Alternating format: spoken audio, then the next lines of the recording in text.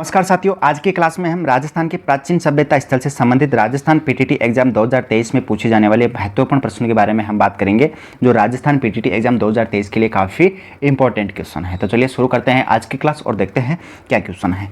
पहला क्वेश्चन है कि पूरा स्थल आहड़ से प्राप्त प्राचीन अवशेष संबंधित है। तो पूरा स्थल आहड़ से प्राप्त जो प्राचीन अवशेष संबंधित है वह किससे संबंधित है? ताम्रपाषाण युग से। ताम्रपाषाण युग यानी चालकोलिथिक युग, इसका शाब्दिक अर्थ भी हम बोल सकते हैं या फिर इसका अन्य नाम भी हम बोल सकते हैं। ठीक है, अब इसके काल की अगर हम बात करते हैं, यह काल है नवपाषाण जो काल है, इसके बाद जो काल शुरू होता है उसको हम ताम्रपाषाण काल के नाम से जाने जाते हैं। और इसका यह लगभग 2000 ईसा पूर्वी से 1500 ईसा पूर्वी के आसपास का जो काल है वह ताम्रपाषाण काल माना जाता है। ठीक है, जिसे हम कांस्य युग का एक भाग मान सकते हैं। अगला क्वेश्चन है कि राजस्थान के बनास संस्कृति का संबंध है। तो राजस्थान के जो बनास संस्कृति का संबंध है वह भी ताम्रपाषाण काल से संबंधित है। अब इसमें एक देखिए मध्य पाषाण काल आ रहा है। ठीक है, मध्य ए ऑप्शन दे रखा है मध्य पाषाण काल। यह काल है, यह पूरा पाषाण काल के बाद शुरू होता है। जो मध्य पाषाण काल है यह पूरा पाषाण काल के बाद शुरू होता है, और जबकि ताम्रपाषाण काल है वो नवपाषाण काल के बाद शुरू होता है। ठीक है, अब मध्य पाषाण काल की अगर हम बात करें, ये 10,000 से 7,000 जो ईसा पूर्वी है, इसके बीच का जो काल है वह मध्य पाषाण काल के रूप में जाना जाता है। ठीक है, अगला क्वेश्चन है कि प्रागैतिहासिक काल में प्रचुर मात्रा में जो ताम्र भंडार है वह कहाँ पाया गया था? तो प्रागैतिहासिक काल में जो प्रचुर मात्रा में ताम्र भंडार पाया गया था वह गणेश्वर सभ्यता में पाया गया था।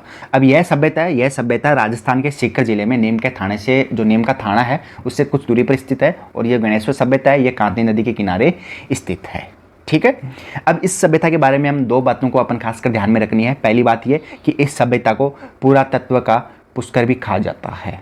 ठीक है, और गणेश्वर सभ्यता को भारत में ताम्रयुगीन सभ्यताओं की जननी भी कहा जाता है। इन दोनों बातों को अपन खासकर ध्यान में रखना है। ठीक है, अब बात करते हैं इसके उत्खननकर्ता की, कि उसका उत्खननकर्ता यानी जो 1977 में है वो रामचंद्र अग्रवाल ने इसका 1977 में उत्खनन करवाया था सर्वप्रथम, लेकिन बाद में विस्तृत उत्खनन है वह 1978 से 1979 के बीच में विजय कुमार ने इसका संपूर्ण उत्खनन करवाया था। ठीक है, अगला क्वेश्चन है कि निम्न में से कौन सा राजस्थान की आहड़ बनास संस्कृति का प्रमुख स्थल नहीं है? ठीक है, तो गिलुंड सभ्यता है यानी गिलुंड स्थल है वह भी आहड़ और बनास संस्कृति का जो स्थल माना जाता है।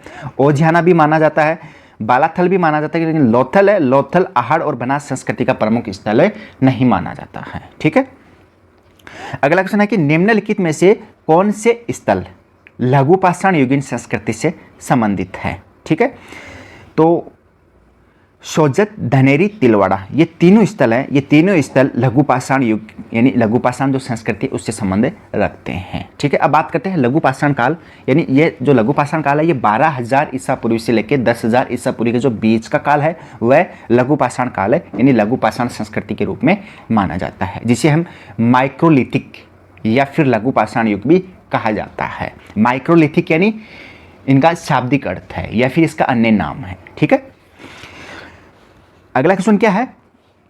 अगला क्वेश्चन है कि निम्नलिखित में से कौन सा ताम्रपाषाण स्थल खेतड़ी के निकट है? ठीक है, तो जो ये गणेश्वर है यानी जो गणेश्वर सभ्यता है, ये गणेश्वर सभ्यता वह ताम्रपाषाण स्थल जो खेतड़ी है उसके निकट है। ठीक है, क्योंकि गणेश्वर सभ्यता है वह पूर्व हड़प्पा ताम्र संस्कृति के जो है उसको दर्शाता है। ठीक है, तो आपको ध्यान में रखना है कि जो गणेश्वर स्थल है वह क्या है? ताम्रपाषाण स्थल यानी खेतड़ी है उसके निकट है। ठीक है, अगला क्वेश्चन है कि निम्नलिखित प्राचीन नगरों में से किस स्थान पर नहर के अवशेष प्राप्त हुए हैं? तो जो नगरी जो प्राचीन नगर है, प्राचीन नगरों में से नहर के अवशेष प्राप्त हुए हैं नगरी में। अब ये नगरी कहाँ है? नगरी है ये राजस्थान के नगरी जो सभ्यता है ये चित्तौड़गढ़ जिले में स्थित है, जिसका प्राचीन नाम है मध्यमिका, जो बेड़च नदी के तट पर स्थित है। ठीक है, अगला क्वेश्चन है कि राजस्थान के किस जिले में डडीकर, नोटेड डडीकर, ठीक है, राजस्थान के किस जिले में डडीकर शैल कला पूरा स्थल स्थित है? यहाँ पर डेडीकर लिखा है, ये डेडीकर नहीं है, डडीकर है। ठीक है, तो राजस्थान के किस जिले में डडीकर शैल कला है वो पूरा स्थल स्थित है? वह है राजस्थान के अलवर जिले में। ठीक है, यानी यहाँ पर 5 से 7,000 साल पुराने शैल चित्र मिले हैं, इसलिए इसे डडीकर शैल कला के नाम से भी जाना जाता है। ठीक है, अगला क्वेश्चन क्या है कि कालीबंगा पूरा स्थल से किस दिशा में, यानी कालीबंगा जो पूरा स्थल है उससे किस दिशा में जुते हुए खेत मिले हैं, यानी जुते हुए खेत के जो साक्ष्य हैं, परिणाम मिले हैं। ठीक है, तो दक्षिण पूर्व यानी दक्षिण से पूर्व की ओर कालीबंगा जो स्थल है इसमें जुते हुए खेत के साक्ष्य मिले हैं। अगला क्वेश्चन क्या है कि किस पुरा स्थल पर चित्रित शिलाश्रय प्राप्त हुआ है। तो बेराट सभ्य जो बेराट स्थल है, बेराट स्थल पर वो चित्रित शिलाश्रय प्राप्त हुआ है। बेला यानी जो इस स्थल से है वो मौर्यकालीन वास्तुकारी के अवशेष है वो भी प्राप्त हैं, इसलिए इसे चित्रित शिलाश्रय के नाम से भी जाना जाता है। ठीक है, अगला क्वेश्चन क्या है कि निम्नलिखित यानी निम्न में से कौन सा युग सुमेलित नहीं है। एक तरफ प्राचीन स्थल दिए गए हैं, दूसरी तरफ उनके उत्खनन करता दिए गए। अब देखिए, पहला है कालीबंगा। कालीबंगा के उत्खनन करता है कौन? अमलानंद घोष, ये एकदम करेक्ट है। दूसरा है अहाड़। अहाड़ के उत्खनन करता कौन है? एच.टी. सांकलिया, ये भी सही है। बेराट, अब देखिए बेराट का इसमें क्या दे रखा है? केदारनाथ पुरी दे रखा है, जबकि बेराट का जो उत्खनन करता है वह सर्वप्रथम 1936 और 37 में दयाराम साहनी ने किया था, लेकिन फिर इसका पुनः उत्खनन किया गया था 1962 से 63 के बीच में नील रतन बनर्जी व कैलाशनाथ दीक्षित के द्वारा इसका पुनः उत्खनन किया गया था। ठीक है, अब इसमें ये बेराट, ये जो सुमेलित नहीं है वो बेराट का नहीं है। अब इसमें देखिए बागोर है, बागोर के वी.एन. मिश्र एकदम करेक्ट है। ठीक है, अगला क्वेश्चन देखिए, अगला क्वेश्चन है कि निम्नलिखित में से किस स्थल से शासक मिनेंडर के 16 सिक्के प्राप्त हुए हैं। ठीक है, तो जो बेराट है यानी बेराट से जो शासक मिनेंडर है, मिनेंडर के 16 सिक्के प्राप्त हुए हैं। यानी बेराट से पंचमार्क की 84 मुद्राएं प्राप्त हुई है और इंडो ग्रीक शासकों की जो मुद्राएं वह 24 मुद्राएं प्राप्त हुई है।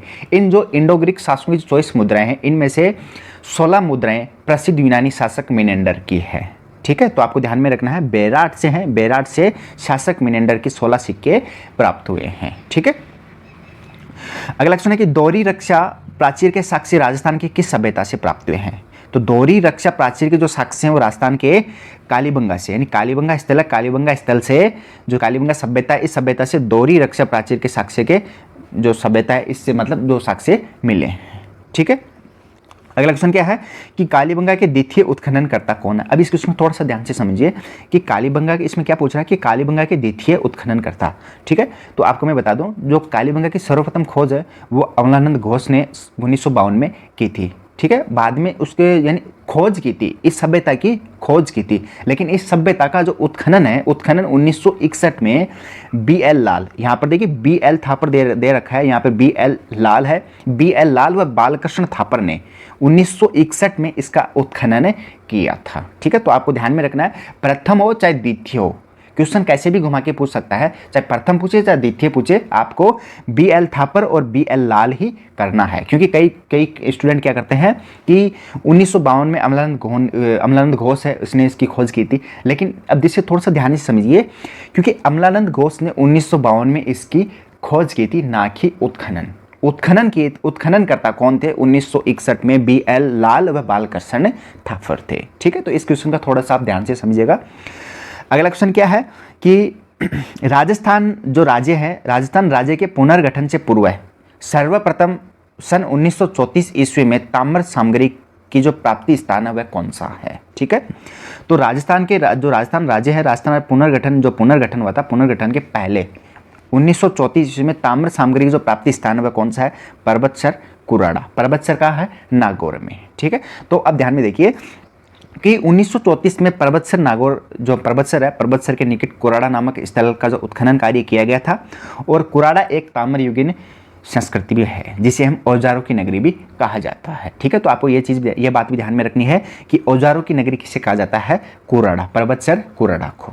ठीक है, अगला क्वेश्चन है कि राजस्थान के किस पुरातात्विक स्थल से अपोलोडोरस का सिक्का प्राप्त हुआ है। तो राजस्थान के जो पुरातात्विक स्थल है, रेड पुरातात्विक स्थल है, इससे अपोलोडोरस का सिक्का प्राप्त हुआ है। अभी अपोलोडोरस यानी जो रेड है, ये रेड सभ्यता कहाँ है? यह सभ्यता टोंक जिले के ढील नदी के किनारे स्थित है, और रेड को प्राचीन राजस्थान का टाटा नगर भी कहा जाता है। ठीक है, तो साथियों आज के लिए भी इतना ही। मैं आशा करता हूँ आपको मेरी क्लास अच्छी लगी हो। अगर क्लास अच्छी लगी तो वीडियो को लाइक, शेयर और साथ में कमेंट जरूर करना। साथ ही साथ चैनल को सब्सक्राइब और साथ में बेल आइकन प्रेस करना, ताकि मैं आपके लिए जब भी आपके लिए नई वीडियो लेके आऊँ तो सबसे पहले नोटिफिकेशन आपके पास पहुँच जाए।